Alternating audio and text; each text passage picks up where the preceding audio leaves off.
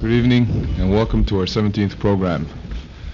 We're going to start out with a question and answer period, okay? So it gives me great pleasure to introduce probably the greatest center to have ever played the game of basketball, Bill Russell. Bill?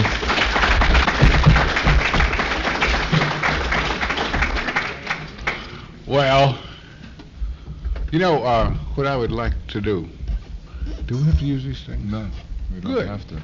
All right. I guess you do me a favor, all you nice people. Come sit right here in the middle, close, right in here. Come on up, it's all right.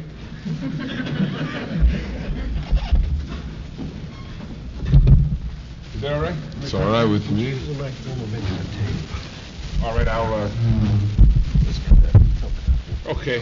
You think if I talk like this, you can hear? How about if I sit it right there and then I'll pay attention to it? How's that? You got that? Okay. I got it. All right. Let's see. Good evening. Let's see now.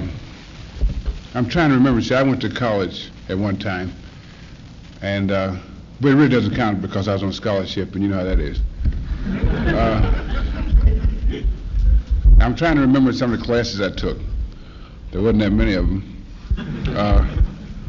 See, I had a scholarship, and one of the requirements of the scholarship was that at least once a week I had to walk through a class to see what the students were doing. And oh yeah, I remember I had public speaking. And you see, when you get into public speaking, you're supposed to start out. You're supposed to start out by saying things that will make your audience feel you. That so they can relate to you. Is that the word? Yeah, relate to you. And so like you start out by saying, let's see, I would like to say it's a real pleasure to be here. And I would like to say that I've looked forward to this with eager anticipation. And I would also like to say that this is one of the high points of my career.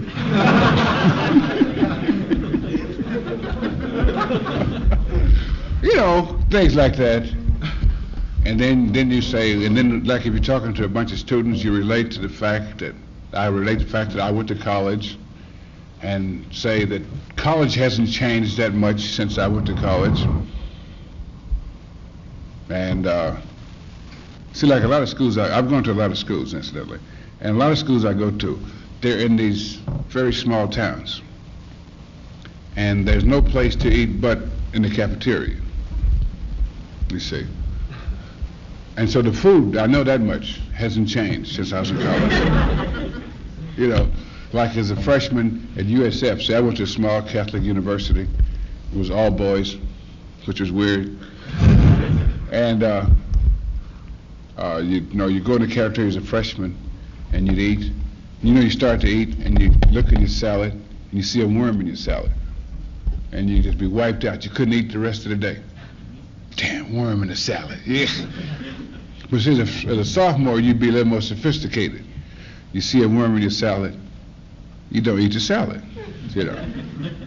And then your junior year, you're so hip that you see a worm in your salad, you take the worm out the salad.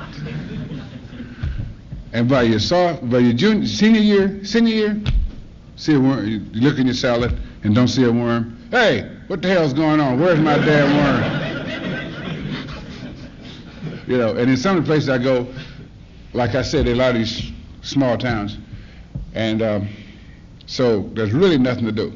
They don't even have dirty movies in the afternoon. So I used to go to classes in some of the places. That's even better than the dirty movie. And classes haven't changed. I still sleep through them, But I've spent the last 2 years, it's 3 years now, how did time fly? I'm a junior again.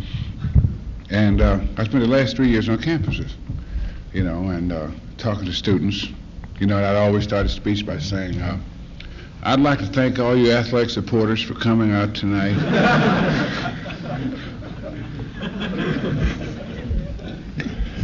But you know, the things that I talk about usually are, I guess, is a reflection of how I am, in that I talk about basketball. I used to play it, and but it was only a part of my life, and I'm interested in the total life. You know, like when I used to play basketball. I used to have this gig, you know, playing basketball, and I used to walk to the airport, you know, and people look at me and say, "My God, you're tall." And I'd say, "Now that is a very astute observation." They say, "Hey, buddy, you a basketball player?" And I'd say, "No."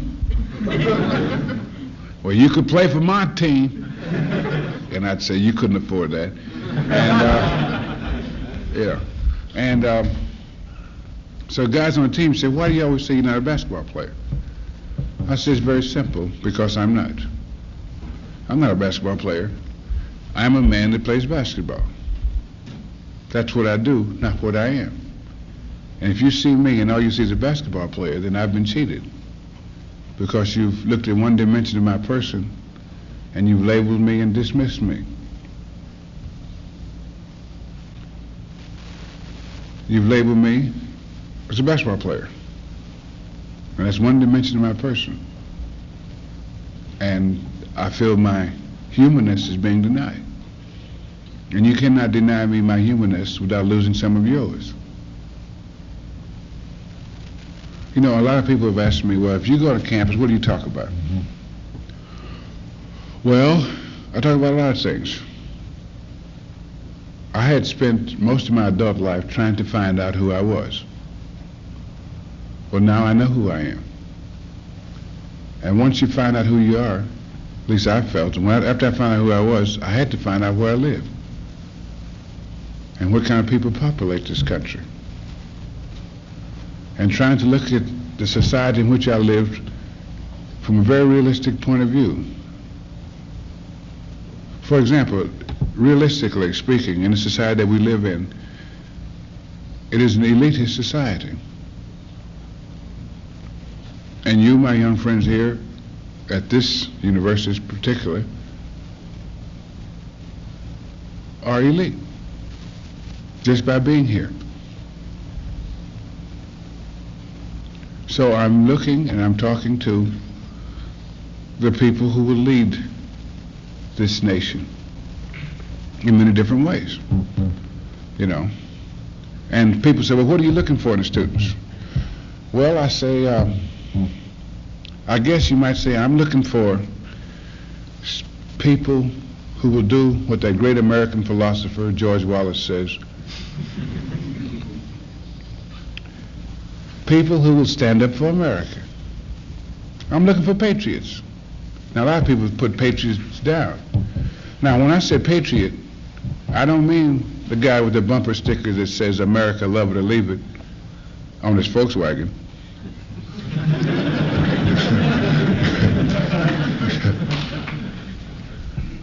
I'm talking about a guy that says, "This is my country, and I care enough to expose myself to personal danger." Because it's obvious that there are over 200 million people in this country, and very few people are leaving. So if no one's leaving, that means we're all going to stay here. So what it's all about is you and I are here together. Whether you like it or not, or whether I like it or not, your destiny and mine are tied together. Now, when I went to college, we were known as the silent generation. We weren't talking about things; we were just doing it, you know. And we had one question we answered, though, that was very important. The question when I was in college, we used to ask, "Where is the best place to be if there's an atomic war?" Well, the answer to that is very simple. The best place to be if there's an atomic war is to be where you can say, "What was that?"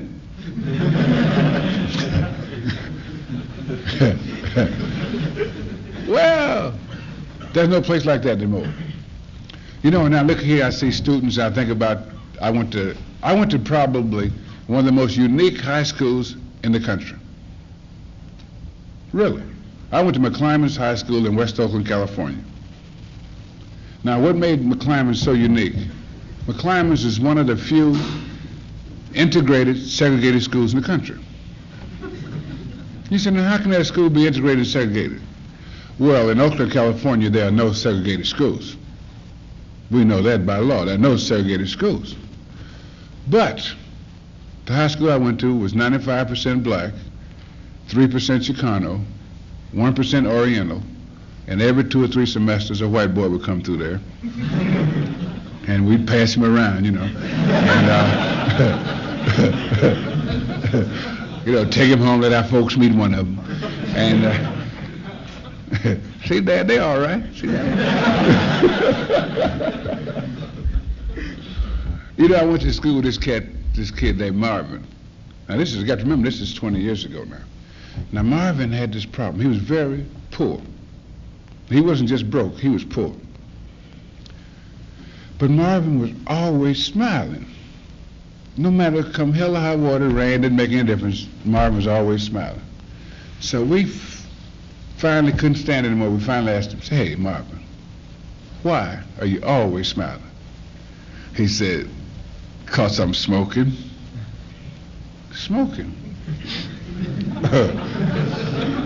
What kind of cigarettes make you smile like that? So Marvin said, I'm smoking weeds. Well, it was marijuana, see.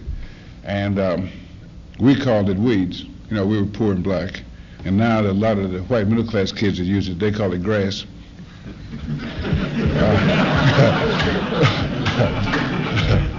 Sounds more respectable that way. You know, now the reason I tell you about Marvin, that's a true story. Now, oh yeah, incidentally, Marvin got busted twice, possession of marijuana. And the second time Marvin got busted, he got from 2 to 10. You see, because at that time, the penalty for second conviction, possession of marijuana, was greater than the penalty for conviction of second-degree murder, which is kind of weird again, but that's the way things go. Now, the reason I would tell you about Marvin is this, is to illustrate, if I can, to you, what I said earlier, that we are here together. And what happens to you happens to me, and what happens to me happens to you. Whether you like it or not, or whether I like it or not, it's a fact. Now, I'll say, go back to saying this, that same dope peddler, that's what we call him then, that turned Marvin on 20 years ago in the slums, is here on the campus, you know that. And he's on every campus in this country. And he's at the high schools and the junior high schools. And he's not just dealing in marijuana either. I'm talking about the dope peddler. Because the same guy that, now when I was in junior high school, I saw guys smoking grass, shooting heroin, sniffing coke, the whole bit. I'm talking about 25 years ago. And what I'm saying is that if we had stopped that dope peddler in the slums 25 years ago, maybe it wouldn't be so effective today. But you know, the people say, well, we don't care about them, they're poor, let them smoke that, keep them shoot, that won't make any difference, they ain't worth nothing anyway. Now it took the dope peddler took him 20 years to get from the slums to suburbia, to the campus, and to the farms. And he's on the farms too, believe me. But you know, a couple years ago at Kent State College, 4 students got killed. Now, there's a thing a couple years before in Orangeburg, South Carolina, and a thing the same year at Jackson State. But I'm talking about Kent State at this point. And a lot of people really got upset about that. You know, it was on the covers of all the magazines and on television, all that about the students getting killed. And I heard one guy say, isn't it a shame that we've come to this? American citizens being shot down by American soldiers. And it was sad. But I just say this, that the same National Guard that shot the students down at Kent State College is the same National Guard that was in Watts, California. The same National Guard that was in Detroit, Michigan. South side of Chicago, Newark, New Jersey. But then they were shooting down black citizens, and everybody said they were looters, so it was all right. See, it only took 5 years to get from the campus, from the slums to the campus and the violence. The point I'm making is that we're in this together, all of us. Unless somebody's going to make a mass exodus of some kind, we're all here. And if we don't figure out how to work it out, now we can do anything we want to do, At least I think so. Now check this. In 1961, John Kennedy, President of the United States, said, we're going to the moon in this decade. 1961, he says, we're going to the moon this decade. In 1969, Richard Nixon, which is a different story altogether, Richard Nixon greeted the first astronauts coming back from the moon.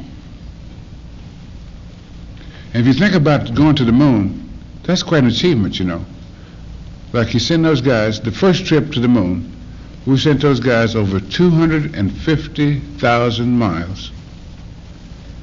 And they landed within 200 yards of the target. That's pretty good shooting there. Now, in less than 9 years, we did that. 61, John Kennedy said we're going to the moon. 69, Richard Nixon's greeting the astronauts come back from the moon.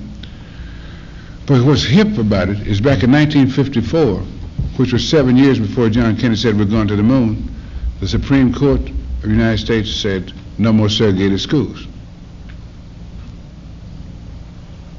And 2 months after he greeted the first astronauts come back from the moon, that same Richard Nixon said, I don't believe in instant integration.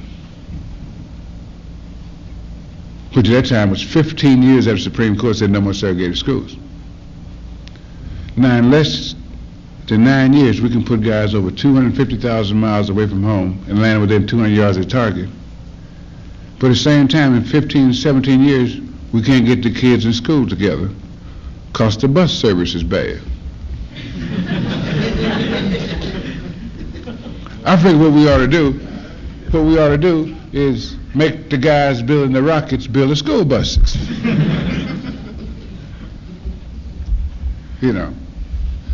Now, I forgot something. That's what I should use notes. But you know how it is with all that reading and writing. I was intending to start out by, you like to, when you're going into public speaking, you like to say something that will grab the crowd. So you tell them, what I like to do is start out by saying, I'd like to pay tribute, before we start, I'd like to pay tribute to a great American. A man has done so much for his nation in such a short time of public service. I'm talking about our esteemed Vice President, Spiro Ted Agnew. See, most people don't realize how hip the cat is. He's a bad dude, super bad. He's done so much in a short time that you don't realize how influential he's been. For example, one of the first things that he accomplished, right away, as soon as the campaign started, he destroyed a myth. The myth about Greek scholars?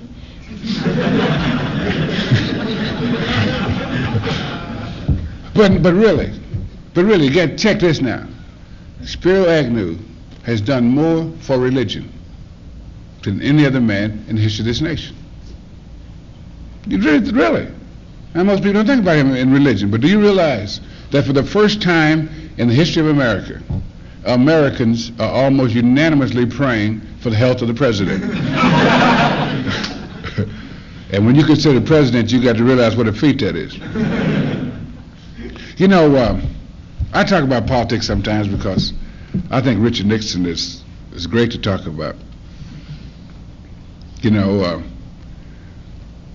I got to tell you something about presidents, modern presidents. Now you go back, when I think of modern presidents, I go back as far as Franklin Roosevelt. That's the first president I can remember. I like to think I'm a modern man. Franklin Roosevelt started something that was unique. He formed what he called a black cabinet.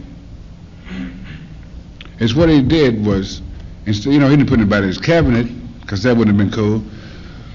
What he did was he had black guys all over the country that he called up and asked for advice on certain issues. So he had what he called a black cabinet. And Truman followed in this tradition, Eisenhower, Kennedy, Johnson, but not Richard Nixon. In fact, Richard Nixon, until a little over a year ago, had what we called an Irishman in charge of niggers. He had Patrick Moynihan as his big advisor on how to deal with the black folks. Patrick Moynihan is the little leprechaun from Harvard. He's an expert on black folk. Glory be, he's glad I am. Patrick Moynihan, he says, hey, I know what the trouble with those folk is. And he broke it down that we had a problem with the mothers running the families and things. And every time I think about Patrick Moynihan, I think about, the little leprechaun of the administration. I can't help but think that, the last few years, the 2 or 3 summers, there have been no riots in the big cities. You notice that? There's a particular reason for that. The reason there were no riots is, in order to have a real good, first class, rootin' tootin', TV snatching, window breaking riot, you must have leadership. I mean, you can't just go running up and down the street pell-mell, just running and breaking and window snatching there. You'll end up with black and white television or or last year's couch or something, In order to have a real good first-class riot, you must have leadership. Guys will tell you what stores to hit, the whole bit, And the reason we didn't have riots, there were no leaders available. Because all of our leaders were in Northern Ireland acting as technical advisors for the Irish Catholics. But when the rioting started in Northern Ireland, the authorities acted the same way authorities all over the world acted. The first thing they said when the rioting started in Northern Ireland? Outside agitators. Right away, outside agitators. And see, most people couldn't figure out who they were talking about, but I knew who they were talking about. Billy Graham and the Pope.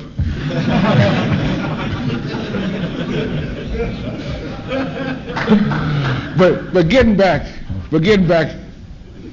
to the black advisors that Richard Nixon didn't use. Now he had, like I said, Roosevelt, Truman, Eisenhower, Kennedy, and Johnson all used black advisors. And they used to call these guys up on the phone and say, Tom, say,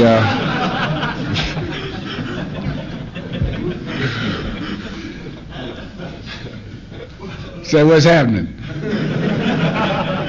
Oh, Mr. President, everything gonna be cool. Don't worry about it. Okay. But see, Richard Nixon, he didn't use black advisors. Now suppose he used black advisors and he called me up. He'd say, Mr. Russell? See, that's what he said if he called me. I'd say, who is this? And how'd you get my number?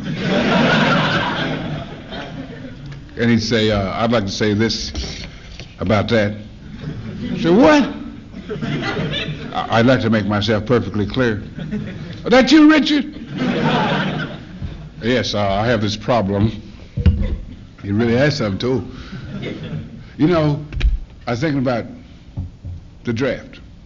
Now, most guys are not concerned with the draft now because they changed it around. But, I personally think that we should have a draft. And I do not think we should have a lottery system. And I'll tell you why. Now, we're talking about an all-volunteer army.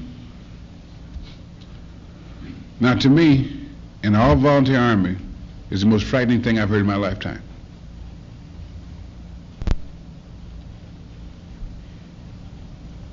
Because you really don't have any checks and balances. See, now with a draft, you get a lot of guys that don't want to be in the army, that are citizens first and soldiers second. And we kind of keep the army in perspective. But if you had a professional army, where do you get the checks and balances? And how do they justify their existence? You have to end up with an elitist corps that will use poor people as cannon fodder.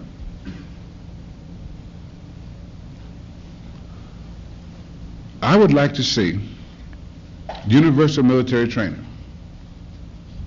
I would like to see the draft made a permanent part of the Constitution, with no exemptions and no deferments. If you can operate in civilian life, then you should be able to operate in the Army. If you got one eye, peek your way on in. If you got one leg, hop on in, you know. I say universal military training. That means in deference to women's liberation, draft the women too. Wouldn't that make a hip army though? Tell me an army can make love in that war? Woo, wow. Anyway, I would have universal military training, no exemptions, no deferments. And I would also have a law that if we had a war anywhere, only the draftees would be able to fight the war. Your professional soldier would not be able to participate in the war. All you could do is train the draftees to fight the war. Now, with these things in mind, I would only have 3 requirements for the draft. 1, no one could be drafted until they were 40 years old. 2, no one could be drafted that made less than $10,000 a year. And 3rd, if you ran for and got elected to a political office, you'd be 1A top priority.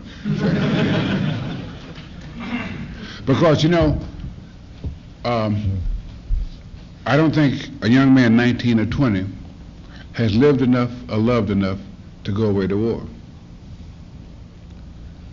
And if you make less than $10,000 a year, you cannot afford to go any place for 2 years. No place. You can't even go around the corner for 2 years. Well, you'd be wiped out. But, you know, Richard Nixon never asked me for advice, although one president did ask me for advice once.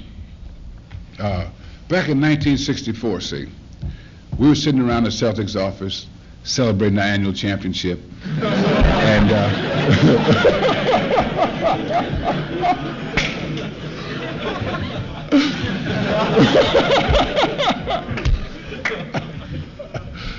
and the phone rang, see. So I picked it up. I said, hello. I said, my fellow Americans. I said, what? I said, come, let us reason together. It was Lyndon Johnson, remember him? I said, Mr. President, what can I do for you? He says, well, your government needs your help. Well, what's happening? Well, the commies is acting up again. Well, what's happening? Well, the commies are saying that they can play basketball as good as the capitalists. I said, oh, Mr. President, that's not them jive Russians, is it? He said, matter of fact, it is the Soviet Union. I said, Mr. President, listen, I've been to Russia 4 times. I ain't seen no soul brothers over there, so I know they can't be playing no basketball. And they might be playing some hockey or something, but they can't be playing no basketball. He said, well, I want you to get a team and go over there and whoop up on them. See, that's right, Mr. President. We'll go there and whip them like they stole something. So how much time we got to get a team together? He said, you got 4 days. I said, 4 days, not enough time to get a good team. So we'll get the best you can. So we went out and we couldn't get a full team. You know, we could only get 8 guys and a coach. And it was just the first 8 guys we could get on the phone. So the team, consequently, was not a very good team. Let's see, you know.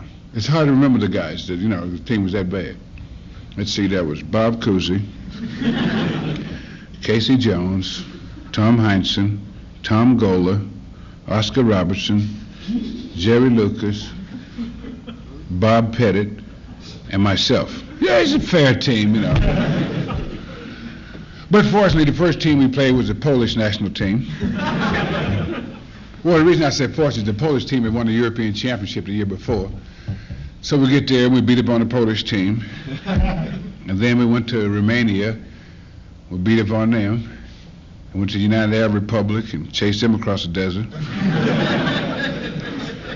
So the next stop was supposed to be Russia, Moscow.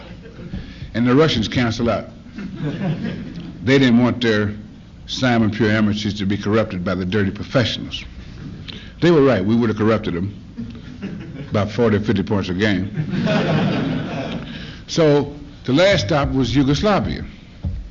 Now you got to remember that the Yugoslavs think that they're a different type commie than the rest of the commies. But you and I know that all commies are alike. So we get there, and time we get off the plane, they start acting like a bunch of commies. First thing, then we go to the hotel, and the hotel room's about that long and about that wide, and that's for two guys, you know. So we finally got the hotel room straightened out. We go to the game, and then that communist stuff started coming up again. See, now in international protocol, when teams of two different nations are playing, you're supposed to play the national anthem of both countries and raise the flag of both countries. Well, in the whole city of Belgrade, they could not find one American flag. And they just completely murdered our national anthem. And then the game started, and they really started acting like a bunch of commies. I mean, they was pushing and shoving and elbowing and pinching. Well, you know how those commies are with all that pinching. So we called timeout.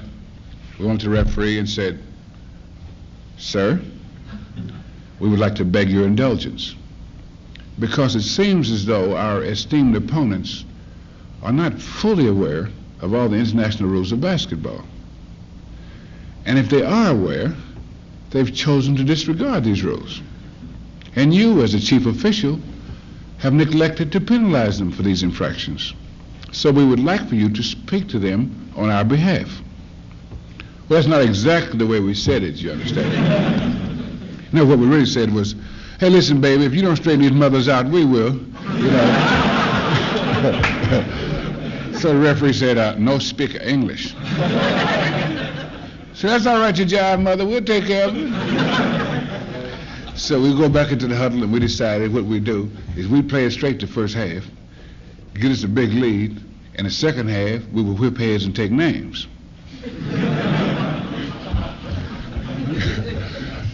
So the first half ended, we had a 35-point lead, and we went into the locker room, and we had a very philosophical discussion about certain aspects of communist life. We asked, for example, why was it in reference to basketball players that their mothers and fathers never got married? Made vague references to mother love.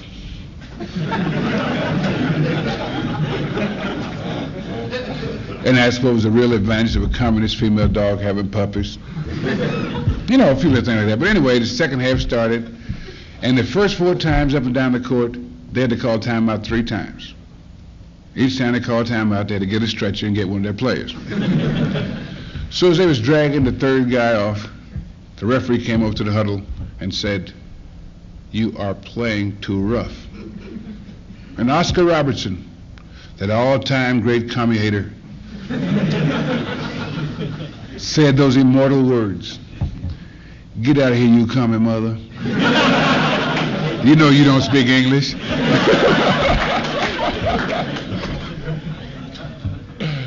You know, I used to have a real good time playing ball, you know, playing professionally, because a lot of things happen. I coached for 3 years, which was a little different in that, well, I played with a bunch of old guys, what we call old, and like, for example, Sam Jones, great ball player, but weird. See, Sam was a year older than me, and And Sam and I had played together for 10 years, and then Sam looked up one day, and I'm the coach. And he didn't know quite how to take that. Because he used to look at me and say, "You don't look like a coach to me." I said, "I am, though." He said, "Well, you just don't look right. Something wrong." Yeah, it was. See, I was the first coach that Sam had ever played for with a beard. Or something. So anyway, I used to tell this guy, since they were all, I think we had up to about 75 years of NBA experience between all the players. So which is a lot of years. So I figured the best thing for me to do is to take advice and use all this experience. So I used to tell the guys, anytime you want to make a suggestion, just bring it up, I'll evaluate it and make a decision. So we're getting ready to play the Knickerbockers one night, I think it was. And I said, "Anybody got any ideas about these guys?" Sam said, "Yep." I said, "What is it, Sam?" He says, "Well, I think that we should use a lot of guard plays against these guys."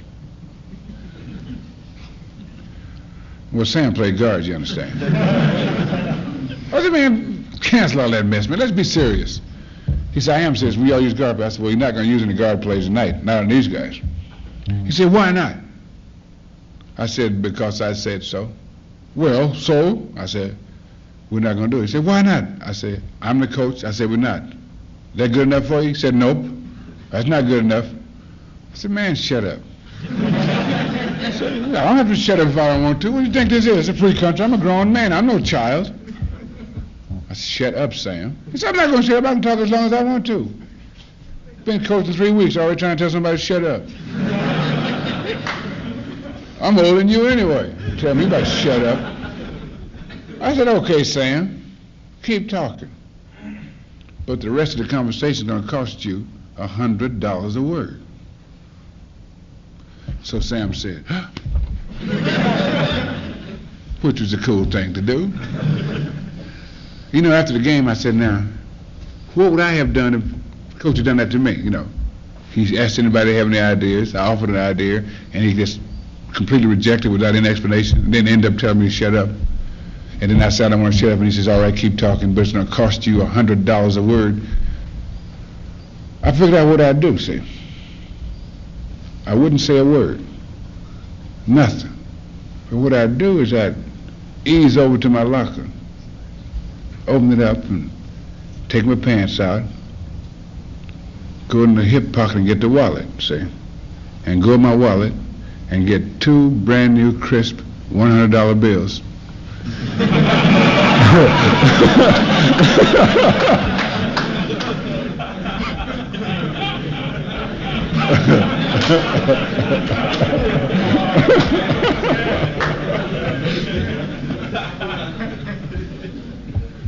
See if he was listening.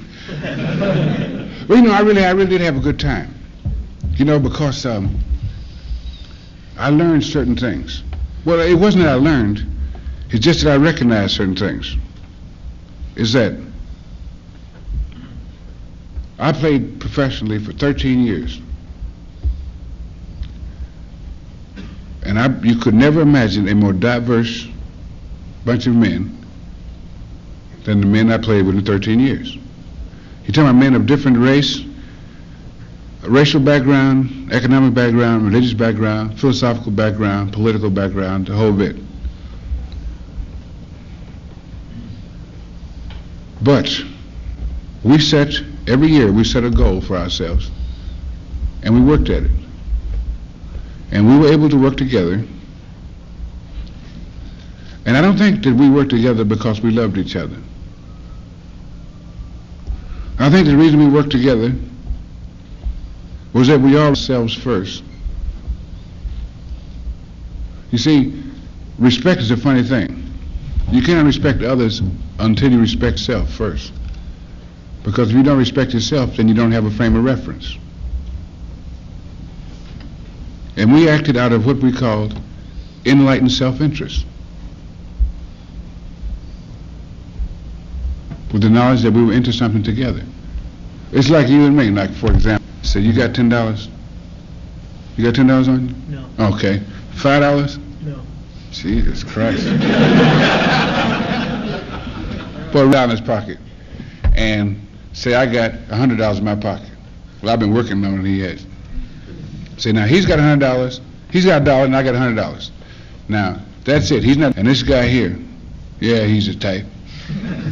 He pulls a gun on both of us and said, let's just stick up. Give me your money. So he takes his $1 and he takes my $100. Now, what have we both lost? We have both lost the same thing. Now, I had $100 and he had $1. How did I figure we lost the same thing? We did. Because we both lost all that we had.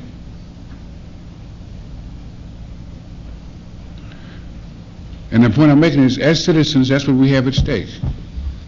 All that we have. I don't care how rich you are, how poor you are. What you have at stake is what you have. In other words, we are here together, whether we like it or not. And if we act out of enlightened self-interest, anytime we see injustice, we will fight it. I mean, it's really funny, you know, word that everybody's using. Forced busing. I mean, that's a code word, you understand what I mean? See, it's impolite to say niggers now. And it's impolite to say Mexicans. So now you say forced busing. You know, that's really hip. I think about busing. I have a son that's 14 years old, and he rides the bus every day. And it's really strange because I live in a town with 5 black families in the whole town. And ever since the first grade, he's been riding the bus to school. And he just found out this year for him. And they're saying they're going to use busing for integration. And almost 40% of the kids going to school in the whole of the United States, almost 40% of them rode the bus to school every day. And then we find out in 1 year the bus is turned on us. Now who we jiving? Are we going to play word games with each other, or are we going to get down to it? You see, because one of the essential things is it is not right for anyone unless it's right for everyone. And no citizen is free unless all citizens are free. You may think it's jive and stuff like that, but it's not. I'm talking about acting out of enlightened self-interest. Like people, everybody's hip to law and order. Everybody says law and order. Well, any time you talk about law and order and don't talk about justice, you ain't talking about nothing. Because you talk about law and order without talking about justice, you're talking about law for some people and order for other people. And you got to be careful with law and order. You know, in a town in Illinois, they had CBS television ran a little survey. It was really hip. They said, we got these 10 laws that we're going to propose. How would you vote on them? And of these 10 laws, 3 of them were overwhelmingly rejected, 3 of them were pretty well accepted, and the other 4 were very close. You know, whether people would take them or not, accept them or not. And you know what the strange thing about those 10 laws were? The Bill of Rights. The Bill of Rights. And so people, see what we do, we think about, when we think about law and order, and we talk about criminals, like we talk about gun control, and we say them criminals don't need no guns. And that's, we, the good citizens need guns and all that. And if we sit down and think about, as long as we sit and think about those people, the other people, them folks, or the government, or the establishment, we're jiving and we're fooling ourselves. Because if you talk about those folks, those other people, and them folks over there, and the government, and the establishment and all that, you know who you're talking about? You're talking about you, you're talking about me. You're talking about that face that you see in the mirror. Because whether you like it or not, you are part of the establishment, just by functioning in any way in this society. If you eat, if you sleep in a bed, then you're part of it. And if you say you don't have time to take part in it, then you're fooling yourself. Now people have asked me, do I give advice to college students? I said, no way.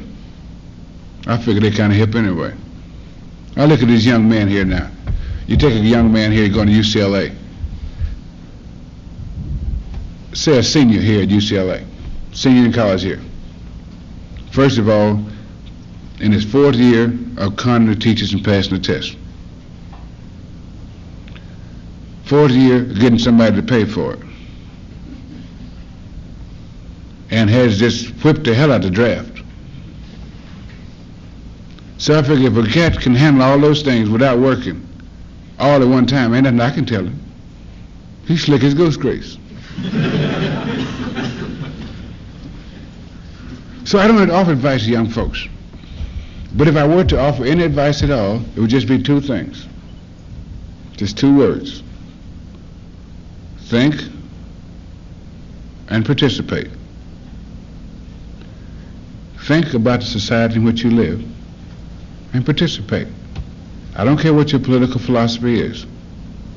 I don't care how far to the right or how far to the left you are. It doesn't make any difference to me. But if you have a philosophy that you cannot practice, then you don't have a philosophy. I just said think and participate.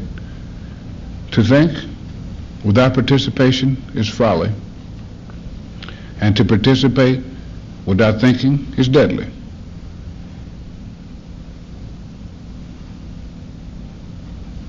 And we can do anything we want to do.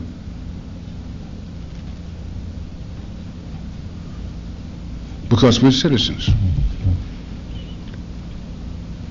But I tell you this, no matter what you think about the society in which you live in, some people think it's sick and degenerate and should be turned over.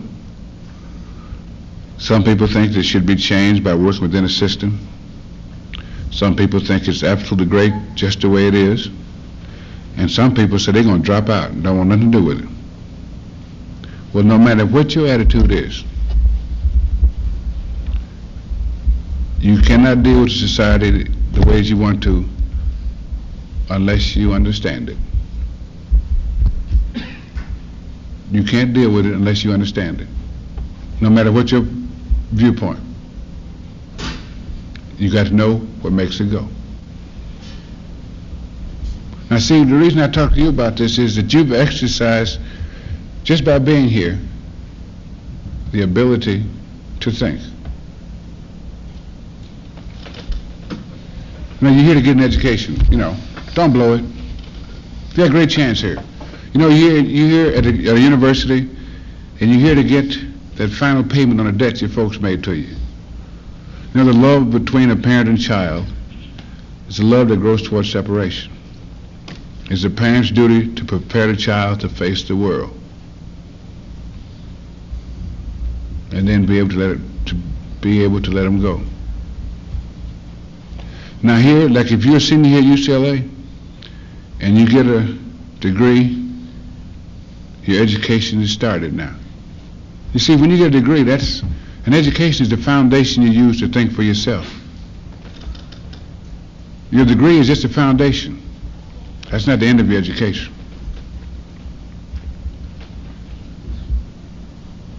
I have, like I told you, I have some kids. I have 3 kids. I have a boy that's 14, and my second son's only 12, and my little daughter's only 10, And they asked me a few weeks ago, said, Dad, we got to talk to you. I said, well, what's happening? What you want to talk about? Well, we want to talk about sex. Sex? So yeah, we want to get this mess straightened out. I said, well, okay, I'll talk to you about it, but just remember now, in order to really adequately talk about sex, there's certain key words that you got to be acquainted with. So we checked out, and they knew all the words. So we got deep in a discussion about sex, and we got heavy into it. So after about 2.5 hours, we terminated the conversation, and I found that I had learned a great deal about sex. I said, so that's the way it's done, huh? I said, by the way, where'd you kids learn all this stuff about sex? Let's say at school. at school. I said, that's got to be the hippest sex education class anywhere in the world. They said, oh, no. Not in class. You learn that during recess. You know, that's when it's happening at school. Ain't nothing happening when this class is going on. You know, I told you earlier about Marvin. You know, he was smoking marijuana. And, you know, we are into a whole thing about drugs. Like a lot of people ask, are there drugs used in athletics? Yeah. We're in a drug-oriented society. Now, there's a difference between drug use and drug abuse. At least that's what everybody says. I don't know what the real difference is, but they says it's different, so. Now, I would say personally, I am opposed to the use of drugs and hard alcohol. I am personally opposed to that.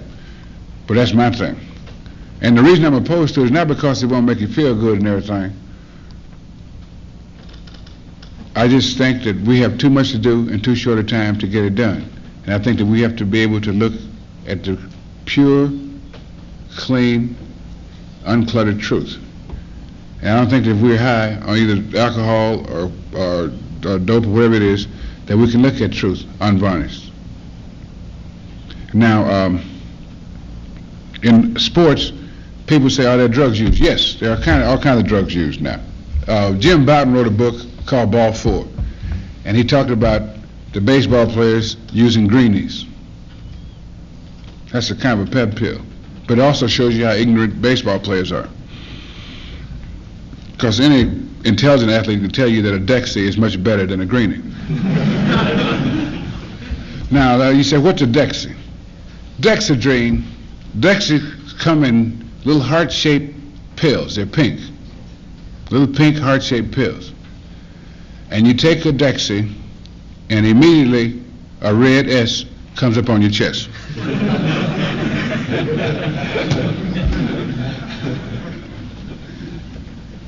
I mean, like, you know, I had a short experience with it, with Dexedrine. See, what happens is this, that during the NBA season, it's an 80-game schedule, but in the months of January and February, we used to play 40 games. That's 40 games in 60 days. So that's 2 games every 3 days. So one night, we were sitting in the locker room, I was sitting there tired, about to pass out, and that was before the game. And I said, damn, I'm tired. And I saw some guys taking pills. I said, what are you guys taking? Oh, said, these are Dexys, man. You take these, you can fly. I said, I don't need them things. I play for the love of the game.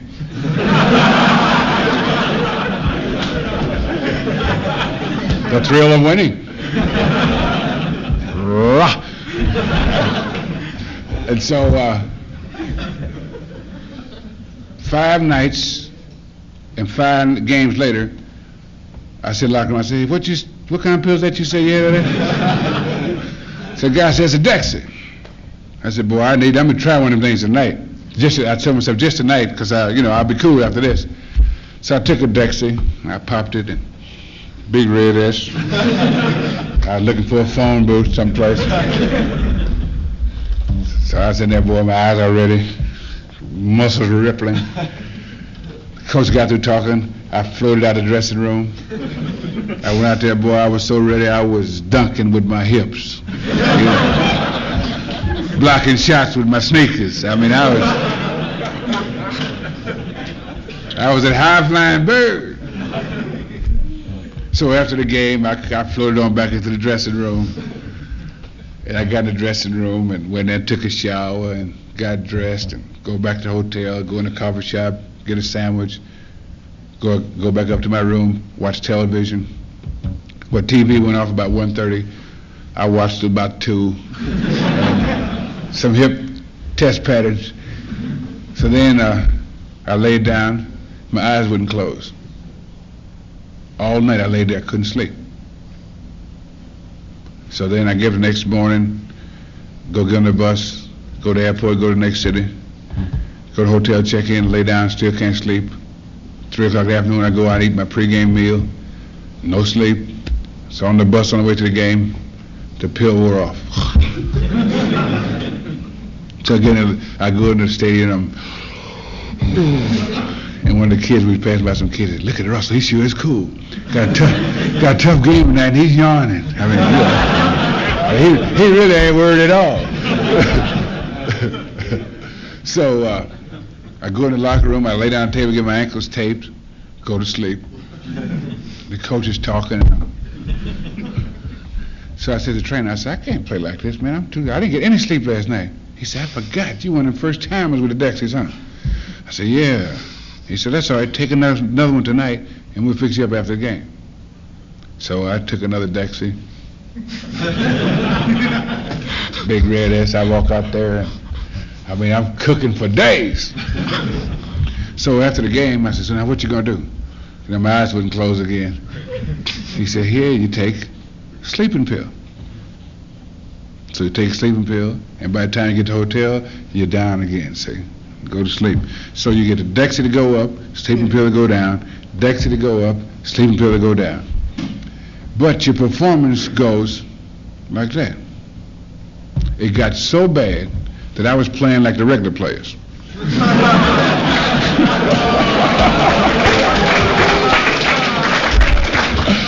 I had to say it.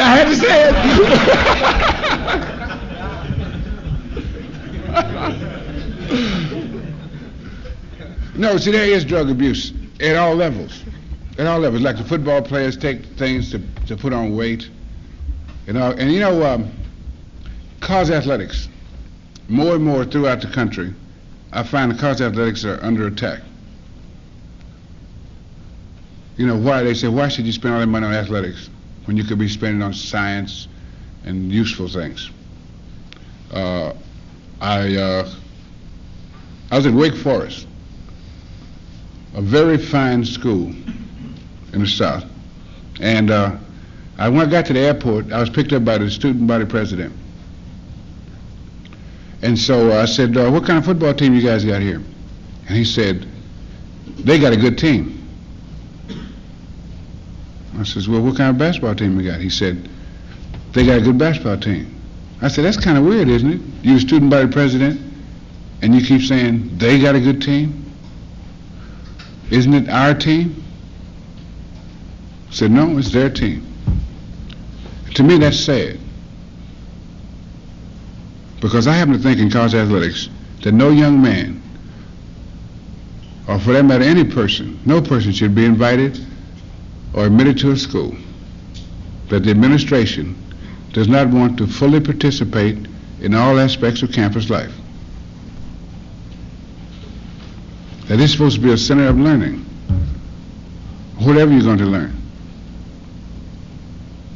I went to a school once, and I would tell you the absolute truth with no exaggeration. I went to this college in Minnesota, and when I got there, they had a very unique situation, very unique, in that they decided to go big time in athletics. I guess you know about that here at UCLA, huh? They were going to be the UCLA of the Midwest or something.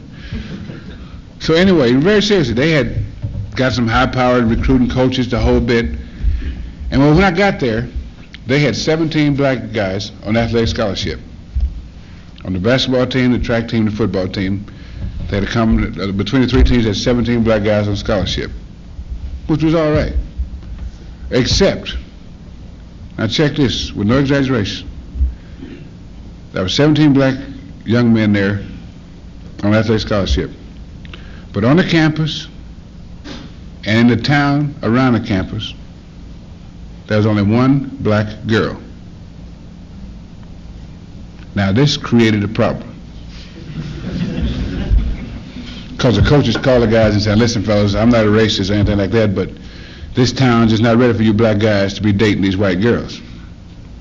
So that left those 17 black guys, now here's 17 black guys in their prime of life, 19 to 22. Now that left them with a couple of choices.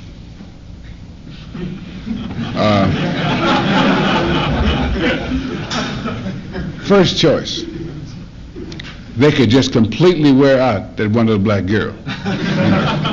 She had to be scared to leave her room because there got to be a cat there waiting for her. Or they could look at each other kind of funny. Hi there, big guy. I'm your date tonight. Now that's absolutely true, but that shows you how ridiculous the situation can get. When you get anything out of proportion. When you get anything out of proportion. All these things are part of the whole.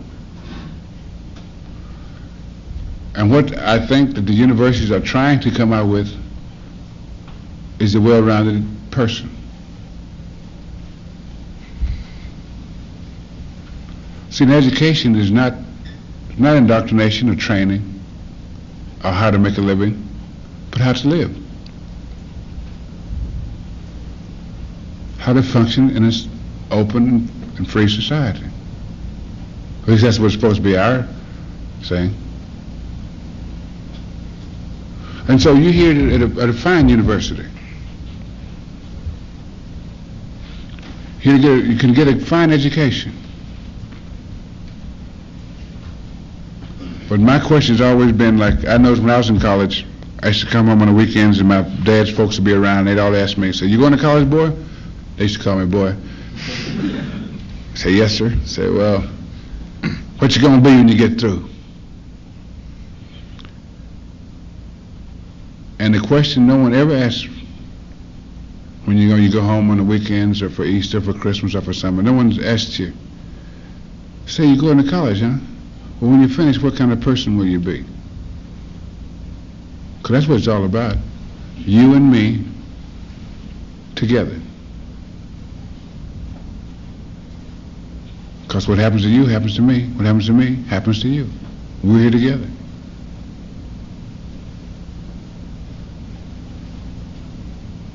And that's what I was trying to get back to when I was talking about playing ball. All these men of different background working together for a common goal. May not be a very important goal, but it was a goal. And that's the only thing that we as a nation have not done. We've not set a goal for ourselves, a goal.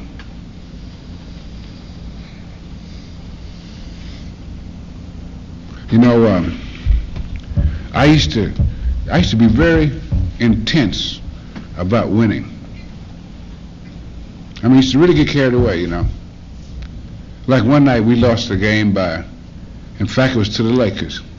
A rare occasion, but we did. And no, the Lakers beat us by 42 points in Boston. And the people of Boston funny about them kind of things, you know. They got downright upset. And I was a coach and I got upset. Because if you lose by 42 points at home, you're doing something wrong. I mean, you ain't just playing bad, you're doing something wrong. And so, we get in the locker room after the game and I'm so mad, smoke coming out of my ears, my jaw's tight. And I come in the locker room, I'm looking all steely-eyed. And the guy said, uh-oh, he's going to start now. So they knew that when I get mad, I can stand up and talk for 5 straight minutes, use nothing but 4-letter words, and never repeat myself. You know? They said, oh, he's finna go on. I said, all right, you guys. I said, you know, I could stand here and cuss you guys for the next 10, 15 minutes. But the way you play tonight, that'd be too good for you. Or I could go tomorrow morning to the office and tell the secretary, say, listen, take $500 out of everybody's check for disgraceful, fine everybody $500 for disgraceful exhibition of basketball. But the way you guys play tonight, that would be too good for you. There's only one thing adequate for the way you guys played tonight. I'm going to beat you guys up. Now, it's the truth now. I swear it's the truth. I said, I'm going to beat you guys one at a time. Tonight, I'm going to start here with half a check, and I'm going right around the room. So I started taking off my jacket. I was going to get to it. And I looked over across the room, sitting right straight across from me. Just looked with one.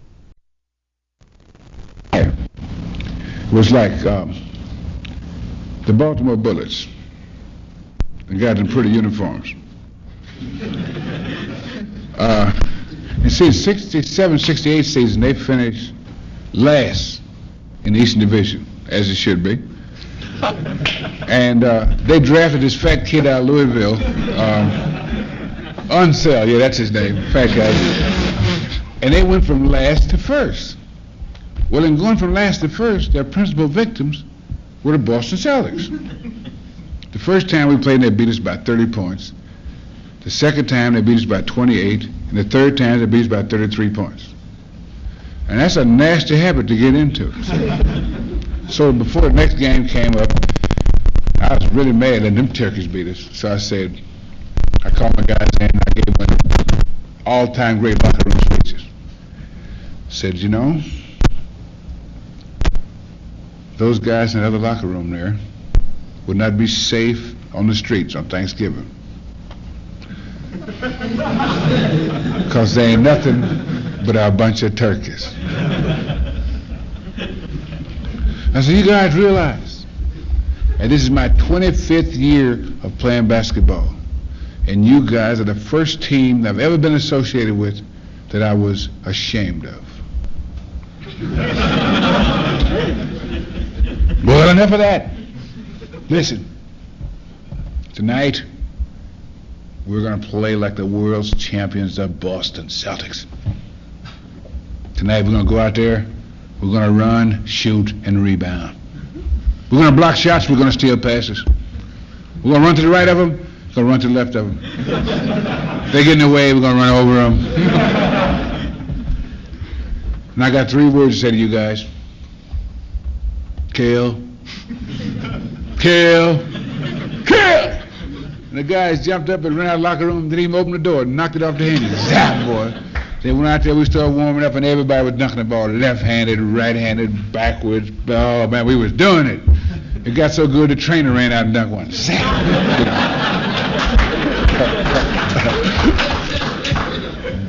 So, boy, we was ready for them jive bullets, boy. We was sweating and snorting. Horn blows, we go over, we take off our jackets, we put our hands together. I said, gang, I want a 10-point lead at the end of the first quarter. I want a 20-point lead at the half. Third quarter, we're going to pour it on them. And I get out there and kill! So the guys got out there, boy, the referee threw the ball up, and I got the tap, and we started doing it. I mean, we was the world's champions, the Boston Celtics. We was running and shooting and rebounding, blocking shots, stealing passes, had 3 fights. I mean, we was cooking. Well, anyway, to make a long story short, with 25 seconds left to go in the game, the score was tied.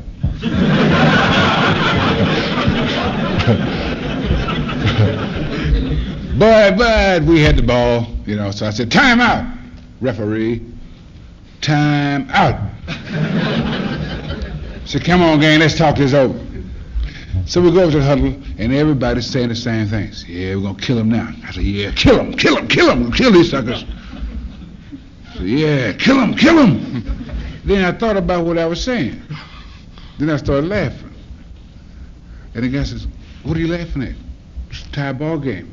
You're the coach, you got to tell us what play to use. How much time we're going to use before we shoot the ball. Who's going to take the shot? Who's going to throw the ball out, take the ball out of bounds? Tell us, what are you laughing about? I said, I feel silly. He said, look, I'm sitting here, I'm 35 years old, standing here semi-nude, in front of 10,000 people talking about killing somebody about a damn basketball game. And I just feel silly. So we went out and lost that one. And that's a true story. And the reason I decided, that made me decide I had to quit, was that I was a professional, a dedicated professional. The reason I say professional, as opposed to a mercenary, I never played one game in my life for money. I got paid, yes, I got paid pretty good, but I never played for money. And I enjoyed playing. And I was proud of my achievement and my team. And the reason I had to quit was that I had tried to play every season so that at the end of the season, me and basketball would be even. And we wouldn't owe each other anything. And that's the way I left. Because I was fortunate enough to have a job that I enjoyed. And I think that's a nice thing, to try to do some things that we enjoy, because then we do a better job of it. And that was the way I felt about it.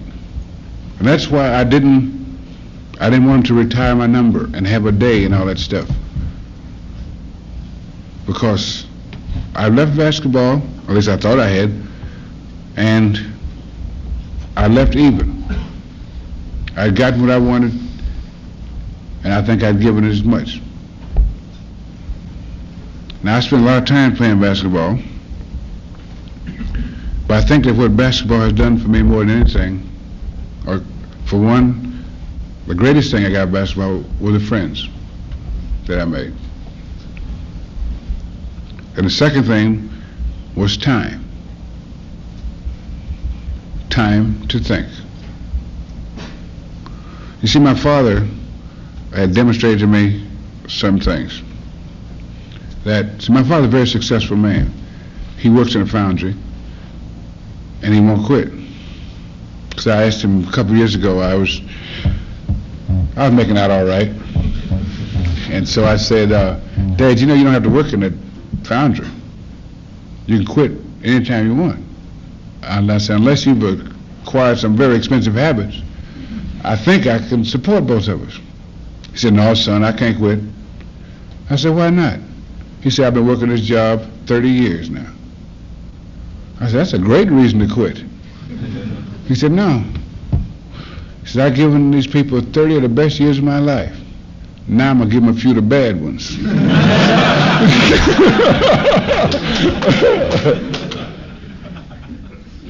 You know. So anyway, what I'm talking about is that my life and your life is made up of a combination of a lot of things. But unless we recognize the fact that we are here together and that we're going to have to deal with each other and get about to doing that, then we will continue to have problems. And we won't get the problems that have to be solved. You see that we got a combination of things that are inherently tied together. We still have a nice, neat little war in Southeast Asia that's going on every day. We still have pollution running wild. We still have racism. And we still have poverty.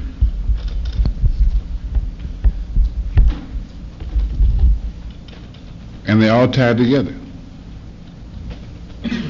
And if we as citizens don't get around to doing it, it won't be done.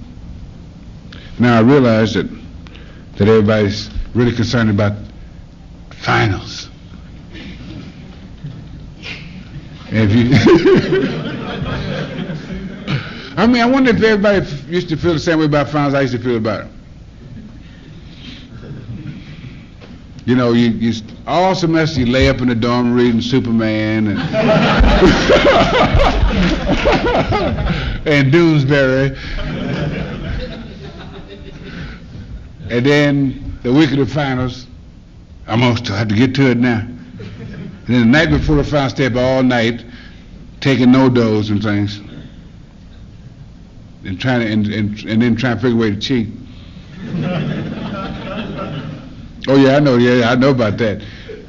And then you spend so much time the last few days that you could actually study and you make it up, learn enough, but that'd be too easy.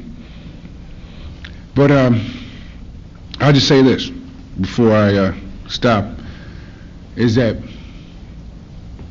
I happen to think that the most important building on this campus, or any campus, is the library. And no school is any better than its library or how well the library is used. Because if you have a good library, which I'm sure you have here, pretty near the sum of all the knowledge that mankind has gathered and the history of mankind is here at your disposal. Now, we cannot live in the past, but any person that doesn't profit from the past is a fool. And so all the information you want is right there. Now, I know that all a bunch of you guys are ready to jump up and run to the library.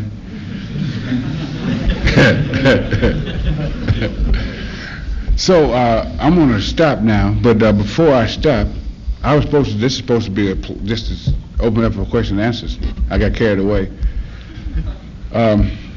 If there are any questions you'd like to ask me, I'd be glad to answer them. But just remember one thing. If you ask me a question, I'm going to give you my answer. That's all. Now, if anybody want to ask me a question, it's here about any subject. If I can't answer it, I'll vacillate or something. Yes, young man. What do you think about the presidential candidates? What do I think about the presidential candidates? I try not to think about them. I don't. The last guy that I felt that I could really, in good conscience, that's up until today. Now I don't say how I feel tomorrow. That I supported Bobby Kennedy, and that's the only presidential candidate I've ever supported. And that's because I knew him, and things like that. Now, the choices now don't do too much for me. I suppose McGovern is strong around here, and he seems to be saying the right things for a lot of people.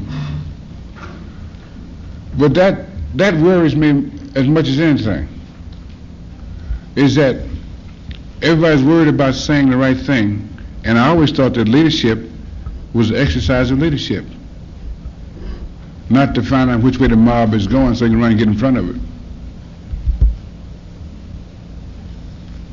Because there are certain things that are true, and I think leadership should see what is true and try to lead people, rather than to see what the opinion polls say, and then that's the direction you're going to jump. Yes, sir. What are your plans for your future? What are my plans for my future? Well, I'm kind of old, The reason I say that is, when you get old, you start talking about what you've done and not what you're going to do.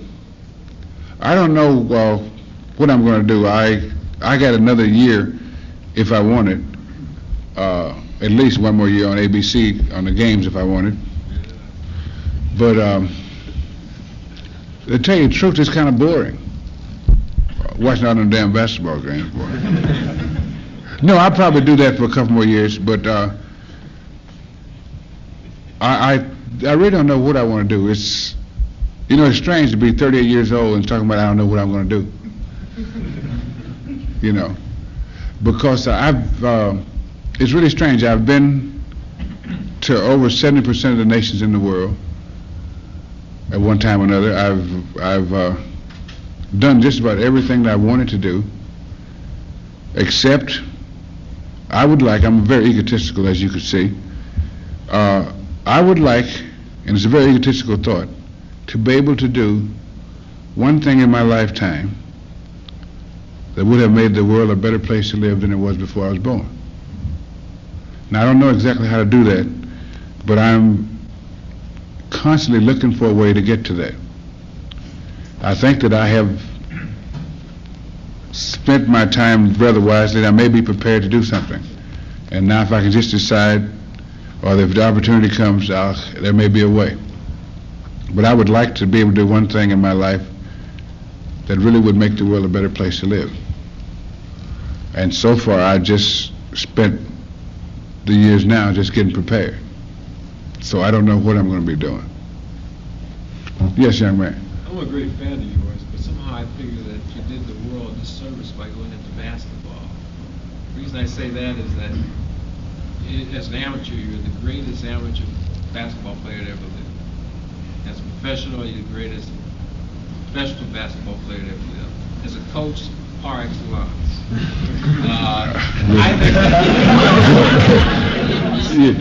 You're embarrassing me. Yeah. Okay. And also as a sports announcer, I just can't say words enough. I really admire the way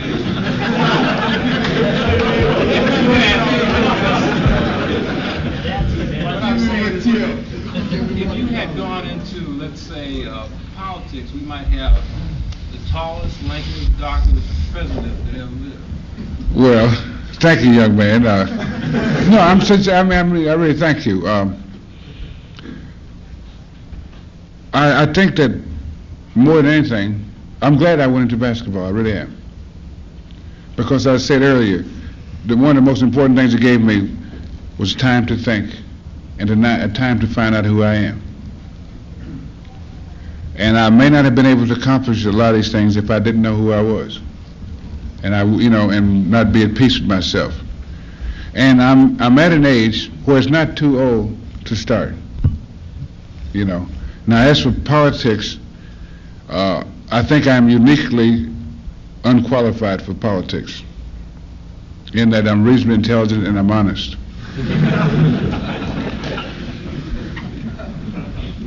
And I happen to believe that leaders should lead,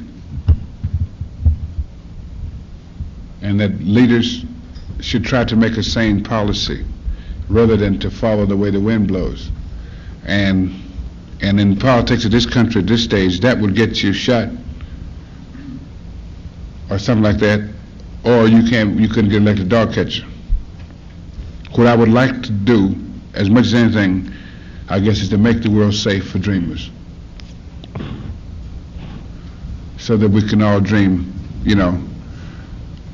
about a lot of things. It's like I told you earlier, like I am opposed to the use of alcohol and drugs.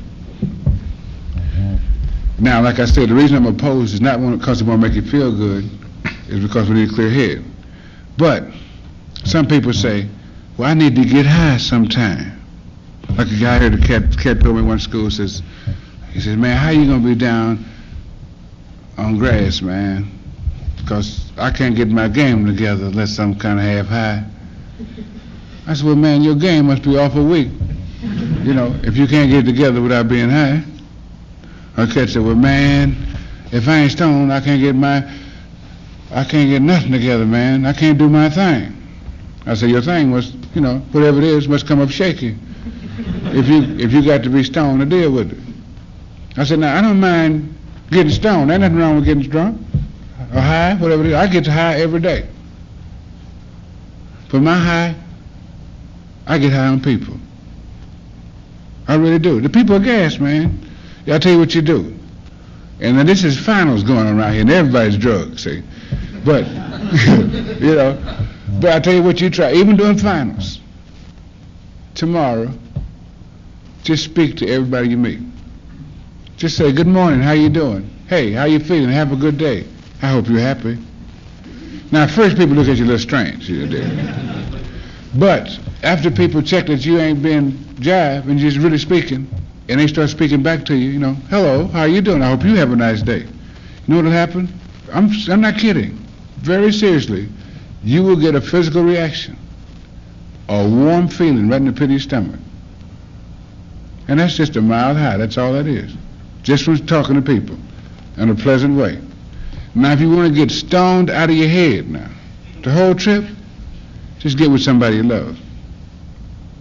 Because the single most exhilarating feeling a human being can experience is a simultaneous expressing of and being expressed to the feeling of love. And there's only one thing that you can acquire in your lifetime that can enhance love, and that's knowledge of yourself.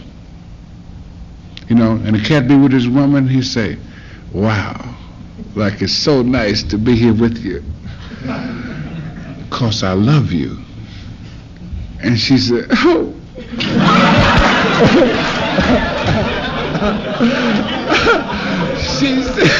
she said, ooh, that's a groove.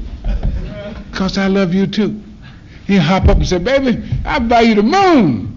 And no damn well he can't afford a hamburger, But he'd be stoned out of his head, 'cause it's all about you and me. People together. People reacting on people. That's all it is, one at a time. It's a gas too. Love it, love it. But I don't know what I want to do really, but I just want to for one thing, what I'm trying to do at this point in my life is the people that I encounter on a personal basis,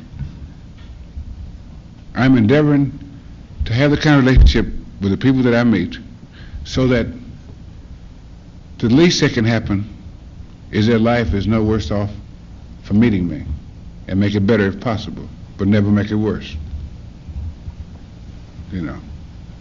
Now, any more questions? Yeah. Comparison between Jabbar and Walton. Let's see. There's the Empire State Building and the Chrysler Building. No, I don't think that you can compare them yet. Jabbar is a fantastic player. I've proven that in the pro ranks. It's very difficult. I think that Walton would be as effective in the pros as he is in college. But you see, when you get my age, you always judge things on longevity. How long can you do it? And besides, I'm mad at Walton anyway, because I got the feeling they're going to break my record, and I'm real put out about that. You know that my school holds a consecutive win streak. Did you know that? That's right. And if they break it, I'm going to be mad for about a minute. No, it's hard to compare because they play so much different, altogether different game. Although, you know, it's like comparing, say, let's see, Hank Aaron and Willie Mays. You know, they both do pretty much the same thing, but they do it so different, though. You know what I mean? And these guys, what they both have in common more than anything is they sure come out ahead in most of the games. You know. And so, you know, the UCLA got a real problem trying to figure out which one of their guys is the best. I imagine Stanford would like to have that problem. You know. And besides, both of them are second. Yes, sir. Could George Mikan have played center in modern professional leagues? Could George Mikan have played center today? Yes and no. It's a different game altogether. The game is just a completely different game. But it's, if you consider the game, which you have to consider, in other words, the game that he played, he was outstanding in his day as the guys that are playing now are. And so you have to say yes. Because if you made the guys that are playing today play the game that he played, then he'd be effective. You understand what I mean? You overlapped with you 1 year ago. No, I never played against him. No, I just saw him play a couple of times. He left a year before I got there. He went on to the greater things as a lawyer who could, if you got a parking ticket, he could get you off with a chair.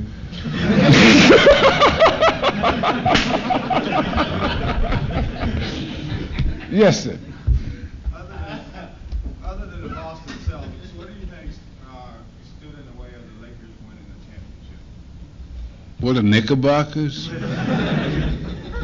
the Bucks. You know, the Lakers have, you know, a lot of people put the rap on the Lakers. I'm not one of them. I've never knocked the Lakers. You know, a lot of people say they always lose in the finals and all that. But I just always looked at it this way. Either the Lakers choked and lost, or we were good and won. And I always like to think that we were good and won. I don't think you can have both of them. I think if you look at the records over the years of the won and lost, the Lakers really have nothing to be ashamed of. They've had just outstanding teams. They've probably been the most consistent team, probably over the last 15 years, probably more consistent than the Celtics. Because I don't remember the Lakers ever missing the playoffs. Did they ever miss since they've been here? You know. And the Celtics, at the same time, missed the last couple of years. Yes, sir. What do you think about these younger players getting a piece of the money? What I think about these guys, the young guys getting their salaries, marvelous. I think that they should get more. What do you think about the merger? The merger, I'm opposed to it at this point. I think they should have a nice, healthy competition till somebody starts to hurt. Besides the fans. You know, because whether you know it or not, sports got a funny position. All of the leagues, football, baseball, basketball, and hockey, are all operating outside the antitrust laws. But not only are they operating outside the antitrust laws, but they're not doing the same thing that other companies and other businesses that operate outside the antitrust laws are doing. Now you take a telephone company, you know, Ma Bell, it's got a monopoly. So they're operating outside the antitrust laws, but it's government regulated. Sports is operating outside the antitrust laws and has no government regulation. I don't think they should have both.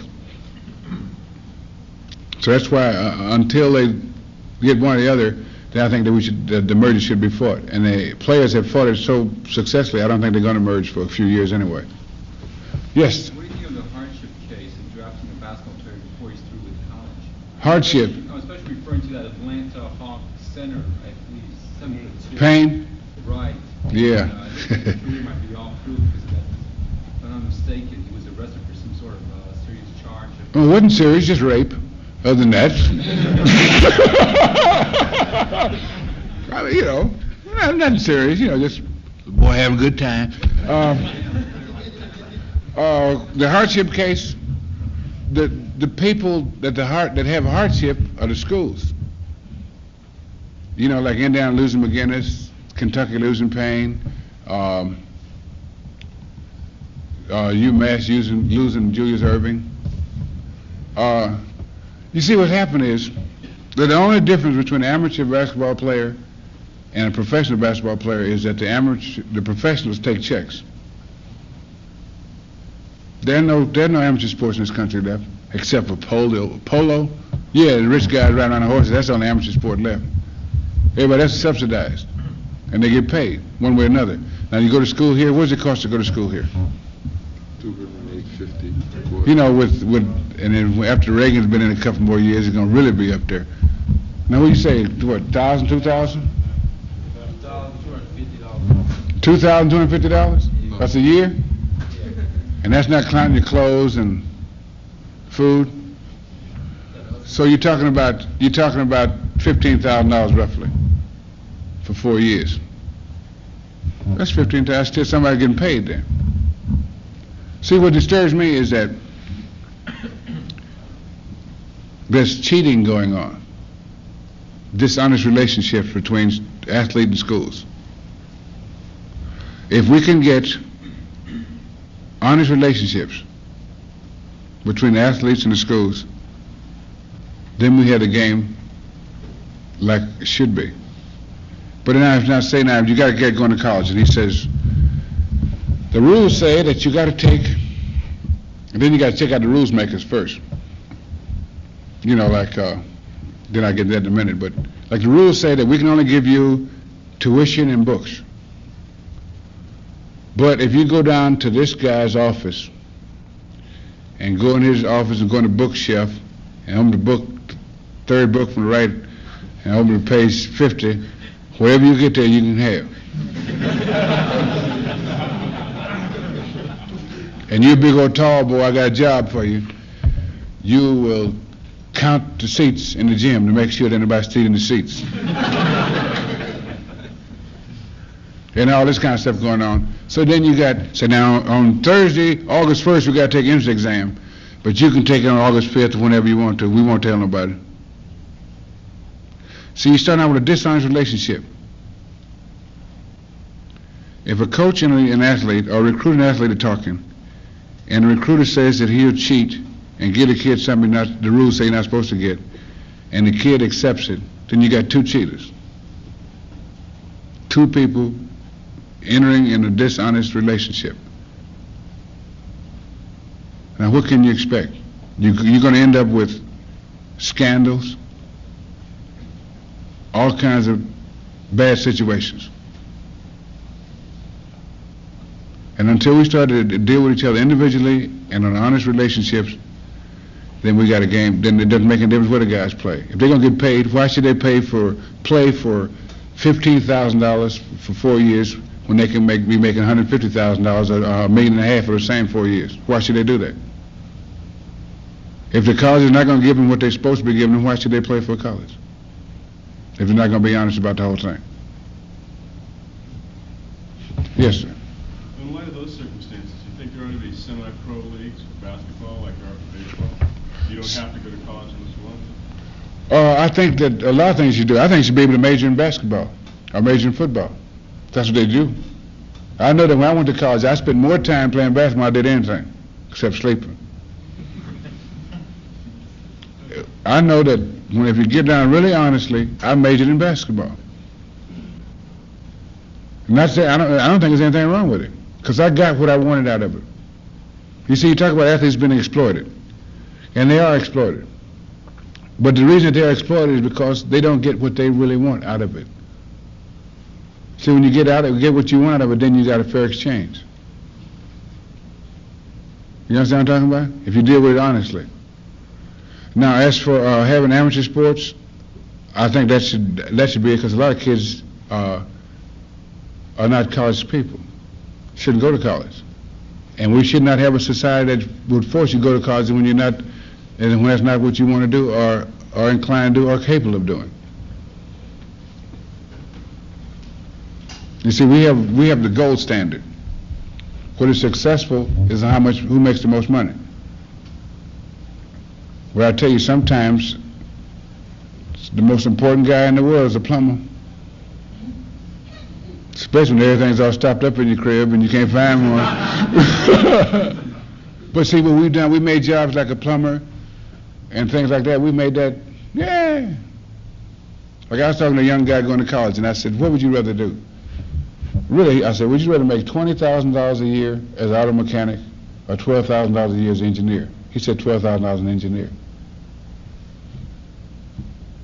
which I thought was kind of weird. You know, when you're working for a pseudo prestige, instead of trying to do things like we are a society that doesn't work with our hands anymore.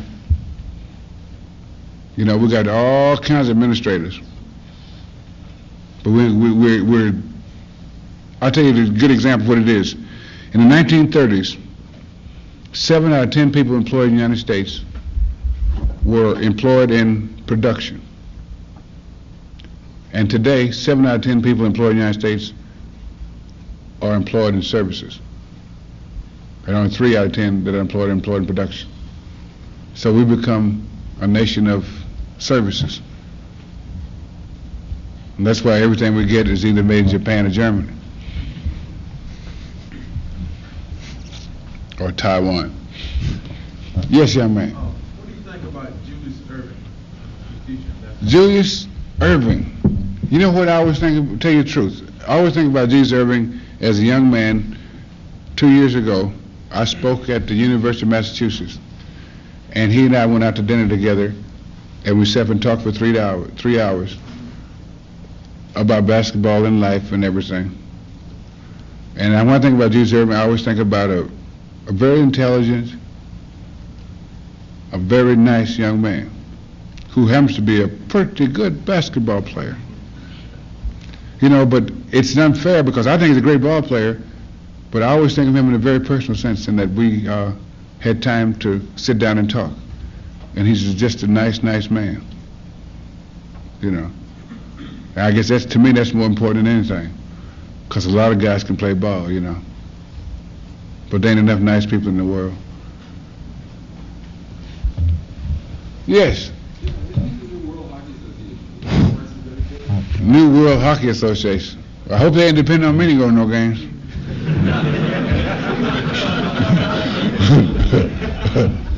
I went to see one hockey game in my life.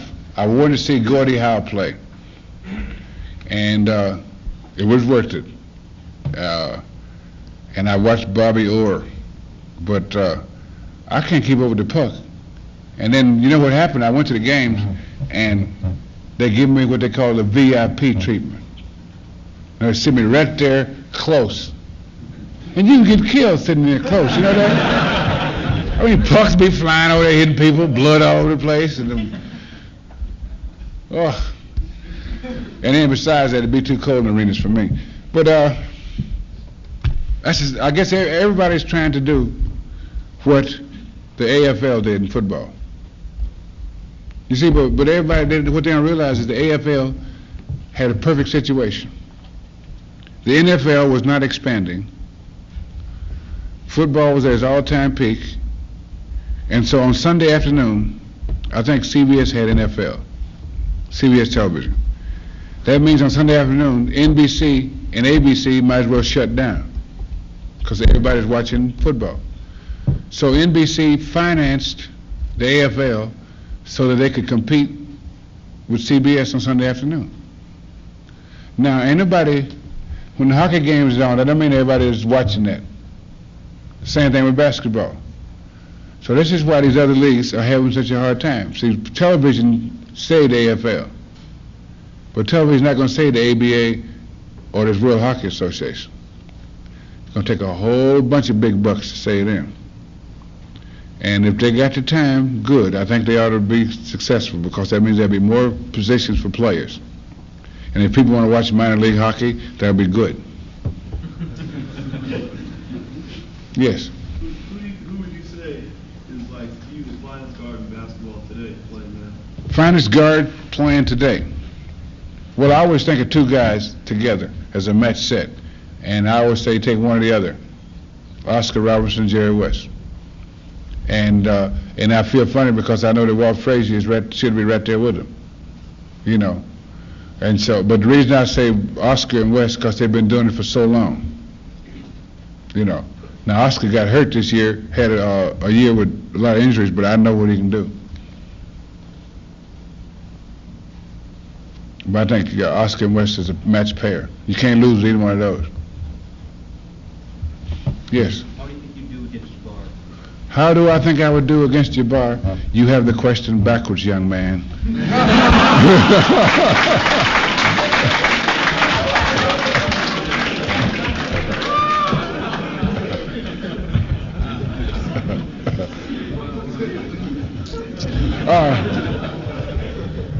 No, I just say this, that I think that if I played against him on a regular basis, my team would win more games than his team would. That's what I based the whole thing on. Because as good as he is, he was outplayed in the playoffs this year by a tall guy.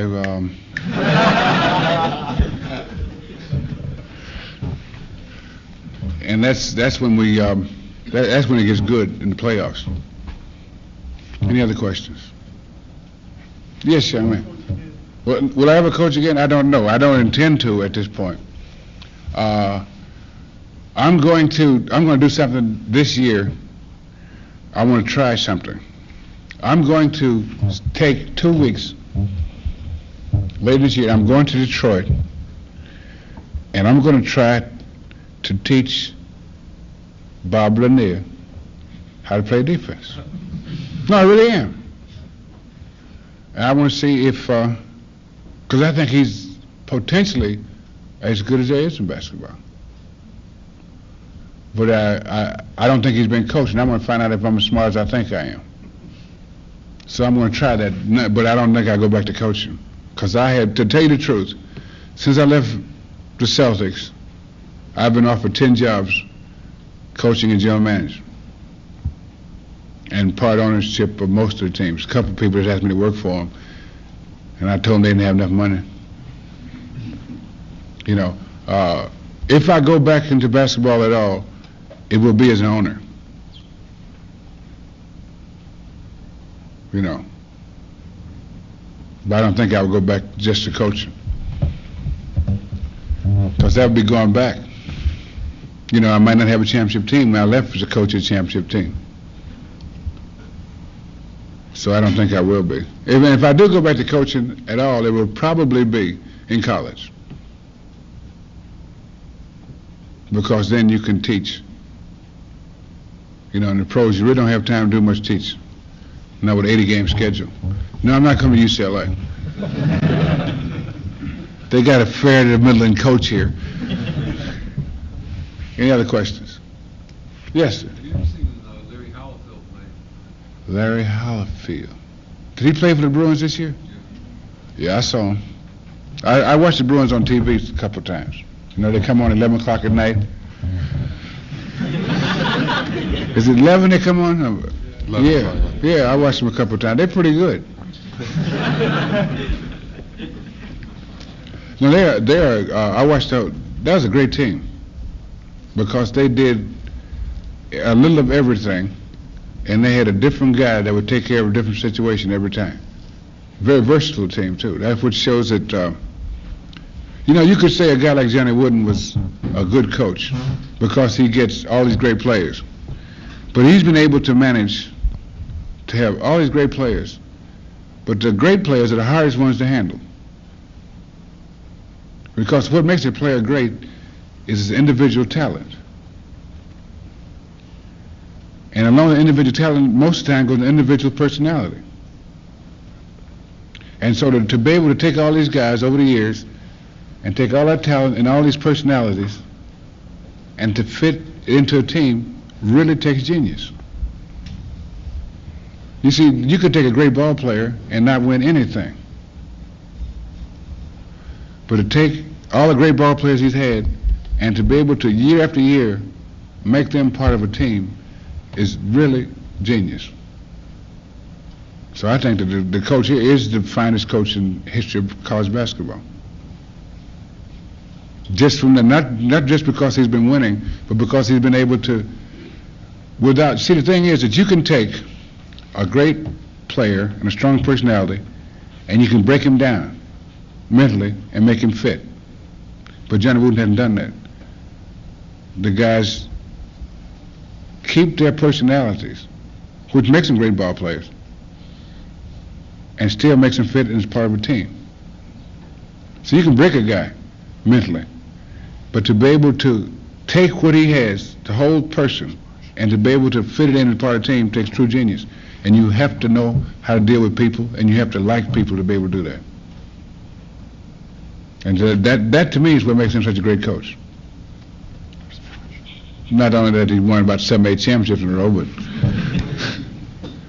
but the way he's done has been just marvelous. Well, I know that it's time to go, and don't think it hasn't been swell. But before I go, I want to ask you all to do me a favor. Just one favor to me. As best as you can, be happy. Thank you. Good night.